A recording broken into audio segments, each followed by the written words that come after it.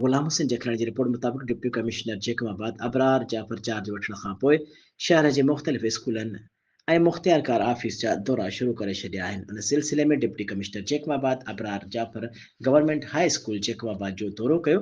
दौरे दौरान deputy commissioner Jacobabad Abrar Jafar पारां उस्तादनि ऐं शागिर्दनि जी हाज़िरी खे यकीनी बणाइण लाइ स्कूल इंतिज़ामिया जे अमलदारनि खे सख़्ती सां हिदायतूं पिणु ॾिनियूं वयूं। ॿिए पासे डिप्टी कमिश्नर जैकबाबाद अबरार जाफ़र पारां मुख़्तलिफ़ तालुक़नि जे मुख़्तियारकार ऑफ़िसनि जो पिणु दौरो कयो वियो, जिते डिप्टी कमिश्नर जैकबाबाद अबरार जाफ़र पारां रेवेन्यू जो रिकॉर्ड चेक कयो वियो। दौरे दौरान डिप्टी कमिश्नर जैकबाबाद अबरार जाफ़र तपदारनि ऐं स्टाफ खे हिदायत कई त मुख़्तलिफ़ कमनि सां ईंदड़ शहरियुनि जा जाइज़ कम बिना कंहिं रंडक जे कया वञनि। कंहिं बि क़िस्म जी का शिकायत न अचणु घुरिजे। उन मौक़े ते डिप्टी कमिश्नर जैकबाबाद अबरार जाफ़र ॻाल्हाईंदे चयो त ज़िले जैकबाबाद जे अवाम खे हर मुमकिन सहूलियतूं फ़राहम करणु संदनि जी अवलिन तरजीह आहे। अवाम जी भलाई लाइ हर मुमकिन क़दम खंया वेंदा।